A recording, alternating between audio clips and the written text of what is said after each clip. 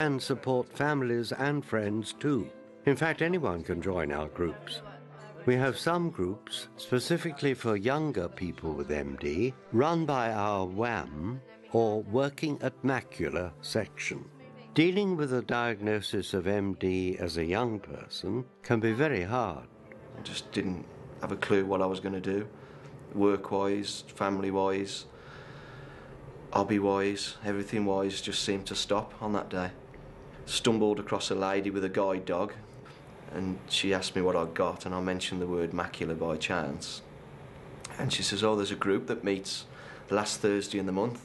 I just couldn't believe that there were other people there in a similar situation to myself. And they were telling me the horror stories of when they were diagnosed quite a few years before me.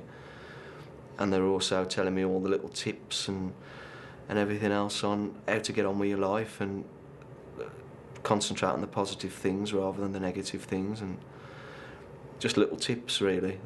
And I came out of there clicking my heels, thinking, I'm going to do something about this. I'm going to try and find other younger people and help set support groups up for young people. You know, we met up with this motley crew and everybody sort of gets on with it, and we meet up 3 or 4 times a year, and you know, it's good. You can still go out and do things.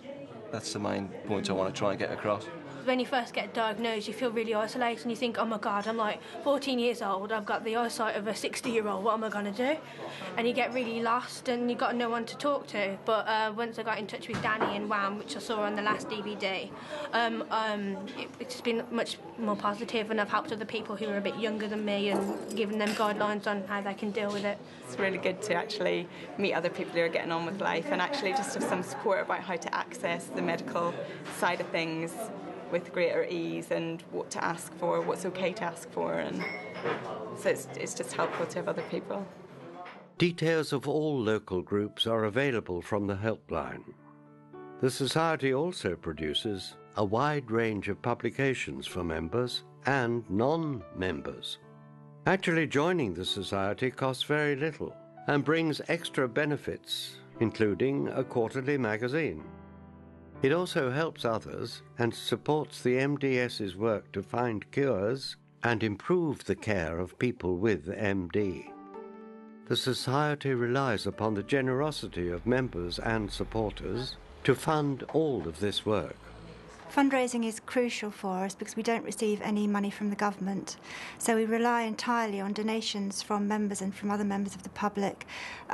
We rely on people doing events for us, like runs and coffee mornings. We have a wide range of events that people do for us, and without this fundraising we wouldn't be able to deliver the services that we do, and there would be a lot of people who wouldn't know where to turn to get help for their problems with macular disease.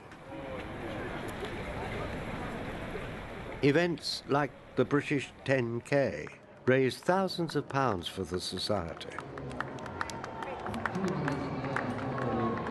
We know what a wonderful job the Society does, and I've got a relation that's got it, and it's been brilliant for him. He's in his 90s and he's still living on his own and doing everything, so that's why I'm doing it, to raise some money, and I've dragged these two along as well. My aunt has macular degeneration, and I thought it'd be a good thing to raise awareness and raise some money. I'm an eye doctor and I deal with patients with macular disease all the time, so I thought I'd run and put something back. Some of the money raised by the MDS and its members helps fund research into MD, such as this pioneering work developing stem cell therapy. It's hoped it will enable doctors to replace the eye cells which degenerate and die in MD. The whole project has moved towards turning human embryonic stem cells into the very cell that dies in that disease at the back of the eye, and that cell has a rather long name. It's called retinal pigment epithelial cell, but it's a middle layer of cells right at the back of the eye which support the seeing part of the retina.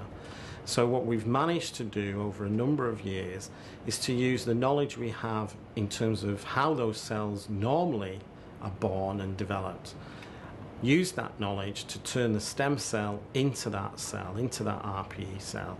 We've managed to produce it in sufficient numbers, And we've been able to do a lot of work to ensure that it is the cell that we want. It will do what we want it to do, which is to support the seeing part of the eye. If the research is successful, it will be among the very first practical uses of stem cell therapy, and the project now has major commercial backing. But in the early stages of the work, money donated by members of the MDS was vital. The Macular Disease Society, at a critical period in the evolution of this whole endeavour, gave what I think is probably one of the largest donations any charity has given to a research project of this kind, from the size and from its own membership, which was without doubt immensely helpful and kept the show on the road, so to speak. We all hope that one day there'll be a cure for MD. But of course, if you have MD now, you need ways of coping now. Think positive. You will not go blind with MD. You will still have your peripheral vision. So if you remember that, there's a lot of things that you can do. If you don't understand something, you must go and try to find out what it is. Once you know what the symptoms are, what the details are, that is highly therapeutic. If in doubt, find out. Ring the Macular Disease Society. People are so kind. People that are most unlikely, they'll make sure you get on the bus. They'll take you across the road. And my intention is to get as many people out there leading a normal life, a good life, as possible. And I think acceptance of your condition, instead of beating your head against a brick wall and saying that you're going to do everything exactly the same way that you used to do it before you were diagnosed with this condition, that's equally as damaging. I think you have to accept that it is a life-changing condition, but it isn't a life-ending condition. Each person has a different need, but you have to, with the help of professionals, explore what's best for you. Grandad told me when I was very little, there's a mountain in Africa, he's been there in the army, with snow on the top. I didn't believe him until I was in my 20s and researched it. This happened to my eyesight and I wanted to climb that. I would have probably just dreamt about it and remembered his story, but because this happened, I wanted to get on top of that mountain, and I made sure I did.